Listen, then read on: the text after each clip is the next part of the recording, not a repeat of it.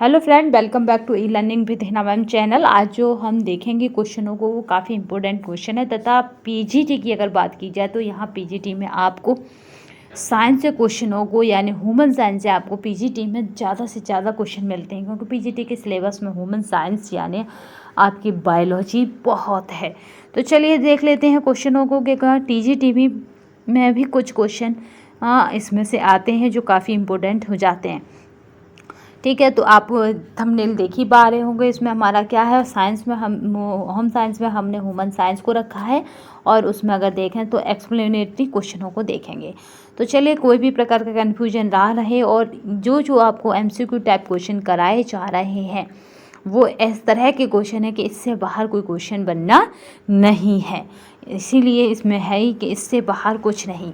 तो यानी जो क्वेश्चन आपको कराए जा रहे हैं, थोड़ा क्वेश्चनों का लेवल आप खुद ही देख पाएंगे तथा क्वेश्चनों की हमने संख्या कम रखी है, कम यूँ रखी है कि कम क्वेश्चनों का कंटेंट क्या होगा, आप भी इजीली उसको क्या कर सकेंगे, अपने माइंड में सेट कर सकेंगे और हमें भी थोड़ा सहूलियत हो जाएगी। तो चलिए देख लेते हैं क्वेश्चनों का क्या है क्वेश्चन। तो नेक्स्ट देखते हैं हम पहला अपना क्वेश्चन। इस बार ये भी ध्यान रखा गया है कि क्वेश्चन जो है दोनों लैंग्वेज में हो। तो हमारा अंतःस्रावी ग्रंथि जिसको कहेंगे एंडोक्राइन ग्लैंड्स, इससे क्वेश्चन होंगे। ये सारे के सारे जो क्वेश्चन हैं आपको अंतःस्रावी ग्रंथि से कराए जाएंगे। यानी ह्यूमन साइंस की, होम साइंस की जो आपकी जो थंबनेल थी वो क्या है, तो उस पर कई वीडियोस आपको मिलेंगे। तो ये हमारा पहला वीडियोस है, मतलब पार्टों में मिलेंगे आपको, जिससे कि आपका साइंस वाला पार्ट कंप्लीट हो जाए। चलिए, तो पहला क्वेश्चन कह रहा है आपका यहाँ पे देखिए, द मालफंक्शनिंग ऑफ द डेसिन। यहाँ पे देखिए पहला क्वेश्चन आपका कह रहा है आपका malfunctioning of the thyroid glands due to the deficiency of, यानी थायराइड ग्रंथि की खराबी किसकी कमी के कारण होती है। तो थायराइड ग्रंथि हमारी कब खराब होती है या ये पूछा जा रहा है, क्योंकि हमें क्वेश्चन का जो पूछने का स्तर है ना, क्वेश्चन में हमेशा वो लैंग्वेज यूज की जाती है जो मतलब ऑफिशियली होती है। तो यहाँ पे देखिए आयोडीन जो है, आयोडीन की कमी के कारण थायराइड ग्रंथि में खराबी आती है। चलिए अब इसका एक्सप्लेन देख लेते हैं कि क्या है। तो थायराइड ग्रंथि एक अंतःस्रावी ग्रंथि है। ये मानव शरीर में आपका मेटाबॉलिज्म, विकास और परिपक्वता में महत्वपूर्ण भूमिका निभाता है। थायराइड ग्रंथि थायरॉक्सिन यानी T4 और आपका है ट्राई आयोडोथायरोनिन यानी T3, यहाँ पे याद रखना T4 और T3 नामक हार्मोन स्रावित करती है, क्योंकि हो सकता है कि थायराइड ग्रंथि क्या स्रावित करती है, इस तरह से क्वेश्चन बन जाए फ्यूचर में। तो आपको याद रखना है थायरॉक्सिन और ट्राई आयोडोथायरोनिन स्रावित करती है। इस ग्रंथि में खराबी आयोडीन की कमी के कारण होती है। तो इसलिए काफ़ी आयोडीन मतलब आयोडीन इम्पोर्टेंट हो जाता है हर व्यक्ति के लिए। तो नेक्स्ट क्वेश्चन देखते हैं, the source of the lipase, the source of the एनाइमी लिपेस इज, तो यानी एंजाइम लाइपेज का स्रोत है। तो एंजाइम का जो लाइपेज का स्रोत माना जाएगा, तो आपको बताना है कि इसमें राइट आंसर क्या रहेगा। तो यहाँ पे हमारा जो रहेगा वो हमारा रहेगा पैनक्रियास यानी अग्नाशय। ठीक है, अग्नाशय क्या रहेगा, इसका स्रोत रहेगा पैनक्रियास। यहाँ से क्या निकलता है, लाइपेज एंजाइम स्रावित होता है। इसका एक्सप्लेन देख लेते हैं। लाइपेज एंजाइम का मुख्य कार्य आहार वसा के विशिष्ट घटकों को तोड़ने के लिए है। लाइपेज एंजाइम से एक बाटनी के माध्यम से स्रावित होता है, जो ग्रहणी में जठरांत संबंधी मार्ग में खाली हो जाता है। इस प्रकार भोजन पर काम करता है जो पहले से ही पेट में आंशिक रूप से पच चुका है। यानी ये जो आपका लाइपेज एंजाइम है जो कैसे पर काम कर सकता है, जो आंशिक रूप से पचा हुआ भोजन होता है। नेक्स्ट देखते हैं, which of the following statement about hormones is या आर करेक्ट। तो यहाँ पे हमें बताना है कि हार्मोन विषयक निम्नलिखित में से कौन सा कथन सही है। ठीक है, तो यहाँ पे हम देखते हैं दे आर द आपका यहाँ पे जो रहेगा वो हमारा है प्रोड्यूस्ड वाई द एंड्रोइन ग्लैंड्स, यानी वे अंतःस्रावी ग्रंथियों द्वारा उत्पादित होते हैं। ये बिल्कुल राइट है। फिर नीचे दूसरा कथन कह रहा है आपका क्या है कि they are the necessary of, यहाँ पे कैटेलाइजिंग आपका metabolic reactions within the human body, यानी वे मानव शरीर के अंदर अपापचयी अवक्रियाओं के अंदर प्रेरण के लिए आवश्यक होते हैं। तो दोनों ही आपके सेगमेंट यानी स्टेटमेंट बिल्कुल सही हैं, दोनों ही कथन आपके बिल्कुल सही है। तो यहाँ पे जो हमारा आंसर बनेगा वो बनेगा यहाँ पे जो हमारा आंसर बनेगा वो स्टेटमेंट हमारा बनेगा आपका सी, क्योंकि 1 और 2 बोथ करेक्ट। तो यहाँ पे जो रहेगा पहला, इसका देख लेते हैं थोड़ा सा इसका एक्सप्लेन कि हार्मोन पोषक रहित रसायन होते हैं जो अंतरकोशिकीय संदेश वाहक के रूप में कार्य करते हैं। इनका श्रावण शरीर के विभिन्न अंतःस्रावी ग्रंथियों द्वारा होता है। हार्मोन उपापचयी अंतःक्रियाओं के उत्प्रेरण के लिए आवश्यक होते हैं, क्योंकि ये सजीवों में होने वाली विभिन्न जैव रासायनिक क्रियाओं, वृद्धि एवं विकास, प्रजनन आदि का नियंत्रण तथा नियंत्रण करते हैं। तो ये काफ़ी इम्पोर्टेंट हो जाते हैं ह्यूमन बॉडी के लिए। चलिए नेक्स्ट देखते हैं, which of the following glands in human body acts both as a आपका endocrine glands as well as and exocrine glands. तो यहाँ पे मानव शरीर में निम्नलिखित में से कौन सी ग्रंथि अंतःस्रावी एवं बाह्यस्रावी दोनों ही प्रकार की ग्रंथि है। ये पिछली बार आपसे पूछा जो क्वेश्चन है और काफ़ी इम्पोर्टेंट है। तो आपको बताना है कि यहाँ पे ऐसी कौन सी ग्लैंड्स है जो पहले अंतःस्रावी भी है और बाह्यस्रावी भी है। तो आपका जो पैनक्रियास है यानी अग्नाशय, ये काफ़ी इम्पोर्टेंट ग्लैंड्स है। ये अंतःस्रावी भी है और आपकी बाह्यस्रावी दोनों ही ग्रंथि है। मानव शरीर में अग्नाशय यानी पैनक्रियाज अंतःस्रावी एवं बाह्यस्रावी दोनों प्रकार की ग्रंथि है। इसका अंतःस्रावी भाग लैंगरहैंस की दूपिकाओं होती हैं। इनसे इंसुलिन हार्मोन स्रावित होता है जो रक्त में शर्करा की मात्रा का नियमन करता है। आपको पता है कि डायबिटीज में यानी मधुमेह में क्या होता है, इंसुलिन का हार्मोन मतलब स्रावित ठीक से उसकी मात्रा नहीं होती है। अग्नाशय के बाह्यस्रावी भाग द्वारा अग्नाशयी रस का स्राव होता है जो भोजन के पाचन में भाग लेता है। तो अगर यहाँ पे जो आपका ऑप्शन दूसरा क्या था अग्नाशय, तो अग्नाशय क्या है यहाँ पे, ये भोजन के पाचन में भाग लेता है और इससे क्या है इंसुलिन हार्मोन स्रावित होता है। दो इम्पोर्टेंट बात निकल के आई, ये भोजन के पाचन में भाग लेता है और इंसुलिन हार्मोन इससे स्रावित होता है। नेक्स्ट देखते हैं क्वेश्चन जो काफ़ी इम्पोर्टेंट है आपका 5 वाला देखते हैं कि काफ़ी इम्पोर्टेंट क्वेश्चन है। तो यहाँ देखिए, द पिट्यूटरी ग्लैंड्स बाई आपका वर्चू ऑफ इट्स यहाँ पे ट्रॉपक फिर देखिए आपका hormones controls the secretion activity of other endocrine glands. Which one of the following आपका endocrine glands which of the following endocrine glands can the function independent of the pituitary glands? तो आपको यहाँ पे पूछा जा रहा है कि पीयूष ग्रंथि अपने प्रेरक हार्मोन्स की वजह से अन्य अंतःस्रावी ग्रंथियों की स्रावी सक्रियता नियमित करती है। निम्नलिखित में से कौन सी अंतःस्रावी पीयूष ग्रंथि से स्वतंत्र कार्य कर सकती है? तो ये काफ़ी इम्पोर्टेंट क्वेश्चन है और आपसे पूछा जा रहा है कि इसमें कौन सा हो सकता है। तो आपको याद रखना है कि ये बहुत इम्पोर्टेंट है और आपके लिए इसलिए है कि इसको बोलते हैं आपका पैराथायरॉइड। ठीक है, पैराथायरॉइड ग्रंथि। तो आपको हिंदी में इसको बोला जाता है परावटु। तो आप हिंदी वाले बिल्कुल भी कन्फ्यूजन ना लें और ये हमारी कौन सी हो जाएगी, आपकी हो जाएगी परावटु। ठीक है, तो यहाँ पे राइट आंसर क्या रहेगा आपका, वैसे इसे याद रखिएगा पैराथायराइड ग्रंथि से, क्योंकि इसी तरह हिंदी में भी लिखा जाता है। हिंदी में किस तरह आएगा, वो इस तरह आएगा, ये रहेगा आपका पैरा, यहाँ पे थाई, ठीक है, राइट ग्रंथि।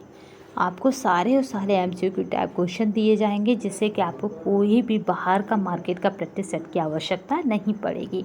MCQ टाइप क्वेश्चनों से ही हम अपने पूरे सिलेबस को कवर करने की पूरी कोशिश करेंगे। अगर फिर भी रह जाता तो फिर हम कंटेंट के माध्यम से भी उसे कवर कर लेंगे। चलिए नेक्स्ट देखते हैं। काफ़ी इंपॉर्टेंट क्वेश्चन है यहाँ पे, और ये श्रृंखला जब तक चलेगी जब तक कि हम अपनी सिलेबस को कंप्लीट नहीं कर लेंगे।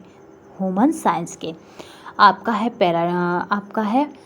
पैराथायराइड यानी परावटु ग्रंथि एक ऐसी ग्रंथि है जो पूर्णतः स्वतंत्र होकर कार्य करती है।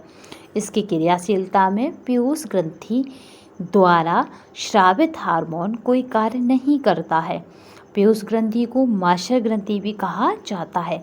देखिए ये यहाँ पे कहना चाह रहा है कि इसकी क्रियाशीलता में पीयूष ग्रंथि द्वारा स्रावित हार्मोन्स कोई कार्य नहीं करता है। जब ये एक्टिव होगी तो पीयूष ग्रंथि अनएक्टिव हो जाएगी, यानी कोई कार्य नहीं करेगा हार्मोन्स। पीयूष ग्रंथि को मास्टर ग्रंथि कहा जाता है क्योंकि ये अंतःस्रावी ग्रंथियों की श्रावण का नियंत्रण करती है। जितनी भी हमारे शरीर में अंतःस्रावी ग्रंथियां हैं उनको कंट्रोल कौन करता है, एंडोक्राइन को, तो आपको याद रखना है पीयूष ग्रंथि कंट्रोल करती है, इसीलिए उसको मास्टर ग्रंथि कहा जाता है। ठीक है, जितनी भी आपकी एंडोक्राइन ग्लैंड्स हैं उनको कंट्रोल कौन करता है, तो आपको याद रखना है पीयूष ग्रंथि या मास्टर ग्रंथि कंट्रोल करती है। क्वेश्चन का नेचर कैसे भी आ जाए, यानी क्वेश्चन किसी भी तरह से आपसे पूछ लिया जाए, बस आपको करना क्या है कि वो उसका आंसर आपसे जाए ना। यह व्यक्ति का स्वभाव, स्वास्थ्य, वृद्धि एवं लैंगिक विकास है को भी प्रेरित करती है। तो ये कौन करती है, पीयूष ग्रंथि।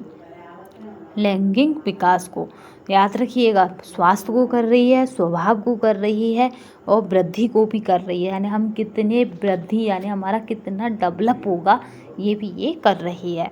तो सारा मास्टर ग्रंथि इसीलिए से कहा जाता है। नेक्स्ट देखिए, पैराथायराइड ग्रंथि पैराथार्मोन नामक हार्मोन स्रावित करती है। भाई जब पैराथायराइड ग्रंथि है तो कुछ तो निकालती होगी, जब वो ग्रंथि है तो ग्लैंड्स है तो हमें क्या निकालती है, ग्लैंड्स है तो वो पैराथार्मोन नामक हार्मोन स्रावित करती है जो रक्त में कैल्शियम और फास्फेट के स्तर पर नियंत्रण करने में मदद करता है। अब देखिए पैराथार्मोन ग्रंथि का जो मतलब कार्य है, पैराथायराइड ग्रंथि का जो कार्य है वो है पैराथार्मोन हार्मोन्स निकालना। जब हम हार्मोन्स वाला चैप्टर पढ़ेंगे उसमें हम देखेंगे इसका हार्मोन्स का। फिर देखिए पैराथार्मोन हार्मोन्स क्या करता है, कैल्शियम और फास्फेट के स्तर में नियमित करने में मदद करता है, यानी इनको क्या करता है, नियंत्रित करता है अपने अकॉर्डिंग, यानी अपने जिससे व्यक्ति स्वस्थ बना रहे। नेक्स्ट देखिए, the smallest glands in the human body is, यानी मानव शरीर में सबसे छोटी ग्रंथि कौन सी है। तो बहुत बार पूछा जा चुका है, तो याद रखेंगे आप। आपका जो राइट आंसर रहेगा वो हमारा रहेगा पिट्यूटरी, आपका है पिट्यूटरी ग्रंथि जो है सबसे छोटी ग्रंथि है। अगर पिट्यूटरी ग्रंथि की बात करें पिट्यूटरी की, तो पिट्यूटरी ग्रंथि कपाल की स्फेनॉइड अस्थि के सेलाट सरिका नामक गर्त से में स्थित होती है। ये एक छोटी ग्रंथि है, यह 2 पिंडों से मिलकर बनी होती है। याद रखेंगे कितने पिंडों से, 2 से, तथा यह स्त्रियों में अपेक्षाकृत बड़ी तथा गर्भावस्था में क्या हो जाता है, ये और भी बड़ी हो जाती है। बस आपका पिट्यूटरी जो ग्रंथि है उसका याद रखिएगा कि हो सकता है कारण खतन में मिल जाए कि गर्भावस्था में ये बड़ी हो जाती है, तो हाँ राइट, गर्भावस्था में ये बड़ी हो जाती है, स्त्रियों में अपेक्षाकृत ये बड़ी होती है। इस ग्रंथि को मास्टर ग्रंथि भी कहते हैं। देखिए अभी हमने पीयूष ग्रंथि को मास्टर ग्रंथि पढ़ा, अब पिट्यूटरी ग्रंथि, आपका पिट्यूटरी ग्रंथि को भी मास्टर ग्रंथि कहा जाता है। अब नेक्स्ट देखते हैं आपका है थायराइड। थायराइड क्या है? गर्दन में वायुनाल के अग्रभाग में स्थित द्विपालित एवं सबसे बड़ी अंतःस्रावी ग्रंथि है। इस ग्रंथि से स्रावित हार्मोन्स थायरॉक्सिन तथा आपका है ट्राईआयोडो थायरोनिन है। अग्नाशय की बात करें तो ये एक मिश्रित ग्रंथि है जिसका बाह्यस्रावी भाग पाचक रस स्रावित करता है, जिसमें उपस्थित लैंगरहैरा का द्वीपिकाओं अंतःस्रावी भाग बनाती हैं। तो यहाँ पे आपने इसका एक्सप्लेन भी देख लिया और सारे ऑब्जेक्टिव में जो भी पूछे गए थे अदर ने वो भी देख लिए। तो लैंगरहैंस क्या बनाती हैं ये? यहाँ पे देखिए लैंगरहैंस क्या बनाती है? लैंगरहैंस बनाती है अग्नाशय की द्विपायिकाएं अंतःस्रावी भाग बनाती हैं। तो इस तरह से हमारा राइट आंसर रहेगा। ठीक है, हमने क्या करा यहाँ पे एक क्वेश्चन के साथ थायराइड को भी समझ लिया, यहाँ पे अग्नाशय को भी समझ लिया। नेक्स्ट चलते हैं। The largest gland in human body, तो यानी कौन सी ह्यूमन बॉडी में लार्जेस्ट ग्लैंड्स है हमारे? तो हम सबको पता है कि liver is a largest gland in human body, यानी यकृत क्या है? मानव शरीर की सबसे बड़ी ग्रंथि है। तो यहाँ पे बात कर लेते हैं इसके एक्सप्लेन की कि क्या कह रहे हैं। तो यहाँ पे यकृत क्या है? मानव शरीर की सबसे बड़ी ग्रंथि है। जो ये PDF आपको हमारे टेलीग्राम चैनल पर मिल जाएगी, तो परेशान होने की आवश्यकता नहीं है, बस ध्यान से सुनने की आवश्यकता है। इस बार हमने अपनी स्पीड को भी मध्यम रखने की कोशिश की। अगर फिर भी लगे कि तेज़ है तो बता दीजिएगा कमेंट बॉक्स में। यकृत यानी लीवर मानव शरीर की सबसे बड़ी ग्रंथि है। यह उदर गुहा के तंतुपटाधात डायफ्राम के नीचे आपका मिसेंट्री से संयुक्त गहरे लाल भूरे रंग का होता है। इसका भार लगभग 3 पाउंड होता है। ये बहुत बार पूछा जा चुका है कि लीवर का वजन कितना होता है, तो 3 पाउंड होता है। यह मानव शरीर का एक महत्वपूर्ण पाचक अंग है जिसके द्वारा लगभग 500 क्रियाओं का संपादन किया जाता है। इसकी कुछ मुख्य क्रियाएं हैं, जैसे पित्त का उत्पादन, रक्त प्लाज्मा के कुछ प्रोटीनों का उत्पादन, रक्त में अमीनो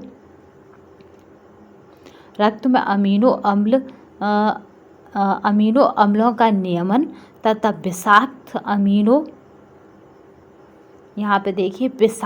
अमोनिया को यूरिया में परिवर्तित करना, यानी जो विषाक्त चीज़ें हैं उन्हें आपके मूत्र के माध्यम से बाहर निकाल देना, और ग्लाइकोजेनेसिस क्रियाओं द्वारा ग्लूकोज को ग्लाइकोजन में परिवर्तन कर।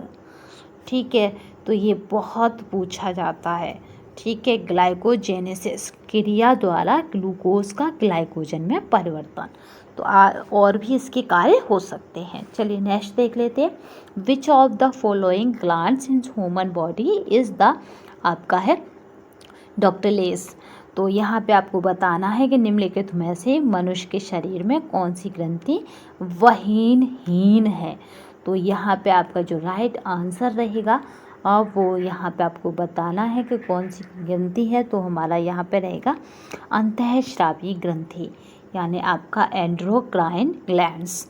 ये क्या है? आपके वाहिनीहीन है, डॉक्टरलेस है। बस इतना आपको याद रखना है। तो यहाँ पे देख लेते हैं इसका थोड़ा सा कि क्या क्या है। आपको इसी तरह अगर ये पसंद आया हो सेशन, और अगर इसके क्वेश्चन पसंद आए हो तो कमेंट बॉक्स में बताइएगा, जिससे हम इस पर और वीडियो बना सकें। सभी अंतःस्रावी ग्रंथियाँ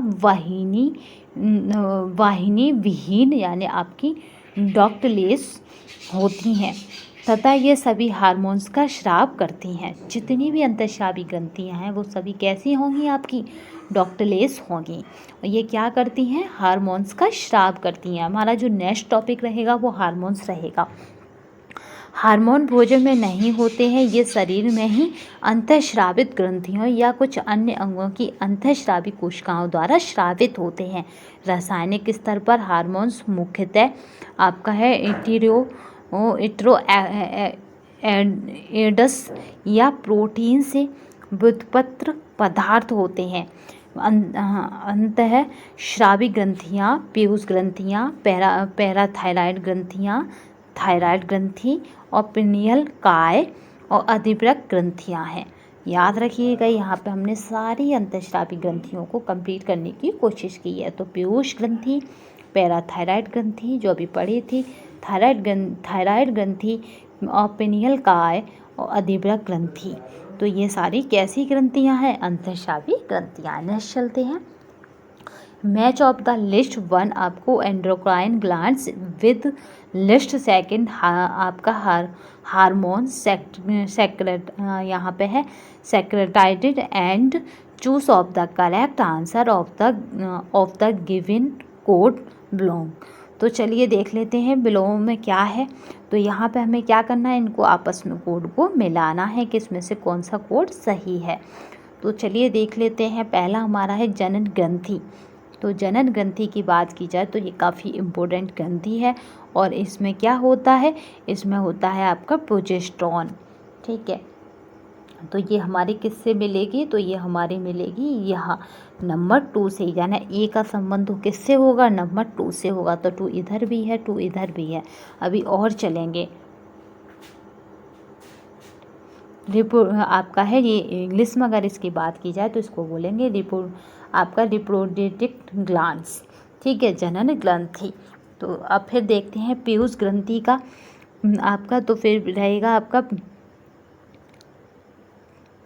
पिट्यूटरी ग्लैंड्स का किससे रहेगा संबंध? तो यहाँ पे पिट्यूटरी ग्लैंड्स का जो संबंध रहेगा आपका, अभी हमने पढ़ा था वृद्धि हार्मोन से। ये वृद्धि भी करती है। अभी हमने देखा था कि हमारी ग्रोथ के लिए, स्वास्थ्य के लिए ये काफ़ी इम्पोर्टेंट होती है। तो ये वृद्धि भी करती है। फिर देखते हैं पैनक्रियास यानी अग्नाशय, इसका संबंध किससे होता है? इनसे इंसुलिन स्रावित होता है या हार्मोन से इंसुलिन निकलता है जो डायबिटीज़ के लिए उत्तरदायी होता है। नेक्स्ट देखते हैं अधिवृक्क यानी आपका है एड्रिनल। तो यहाँ पे अधिवृक्क तो फिर बचा ही नहीं, तो आपको इससे मिला देना है यानी कार्टिसोल। तो अधिवृक्क से क्या निकलता है? आपका कार्टिसोल निकलता है। तो आपका जो कोड बनेगा वो बनेगा सी। तो इस तरह से हमने आज की श्रृंखला को कंप्लीट किया है। और अगर आपको ये श्रृंखला अच्छी लगी है तो कमेंट बॉक्स में अवश्य बताइए, जिससे कि हम इस पर और वीडियो बना सकें। और अगला हमारा जो टॉपिक रहेगा वो हार्मोन्स रहेगा। हमारी श्रृंखला यही रहेगी, यानी होम साइंस में ह्यूमन साइंस या लाइफ साइंस। ठीक है, होम साइंस में ह्यूमन साइंस के अंतर्गत हम सारे जो आपका बायोलॉजी वाला पार्ट है जो पीजीटी के लिए काफ़ी इम्पोर्टेंट होता है। किसके लिए इम्पोर्टेंट होता है? ये पीजीटी के लिए। पीजीटी के लिए क्या होता है? ये काफ़ी इम्पोर्टेंट होता है। तो आपके पीजीटी के लिए और प्लस आपका टीजीटी में 1 या 2 क्वेश्चन आपको ज़रूर मिलेगा। तो आपको पता है 1 नंबर या 1 क्वेश्चन भी आपके सिलेक्शन के लिए काफ़ी इम्पोर्टेंट होता है। तो यहाँ पे साफ साफ दे ही जा रहा है। ये सभी आपको टेलीग्राम पे मिल जाएगा। जनन ग्रंथि यानी आपका प्रोजेस्टेरॉन, आपका पीयूष ग्रंथि, वृद्धि हार्मोन्स, अग्नाशय इंसुलिन और अधिवृक्क आपका है, यहाँ पे देखिए अधिवृक्क क्या है? आपका कार्टिसोल है। तो आई होप आज को सेशन आपको पसंद आया होगा। अगर पसंद आया है तो शेयर, लाइक एंड सब्सक्राइब करना ना भूलिएगा तथा कमेंट बॉक्स में अवश्य बताइएगा कि सेशन आपको कैसा लगा। आगे हम इसी तरह की श्रृंखला लाते रहेंगे। ह्यूमन साइंस में आप क्या देखेंगे? साइंस के उस पार्ट को देखेंगे जो होम साइंस में आपके लिए इम्पोर्टेंट होता है। तो ये आपको श्रृंखला कैसी लगी ये कमेंट बॉक्स में अवश्य बताइएगा, जिससे कि आप और इस पर वीडियोस बना सकें। तो अभी तक के लिए बस धन्यवाद। जय हिंद, वंदे मातरम।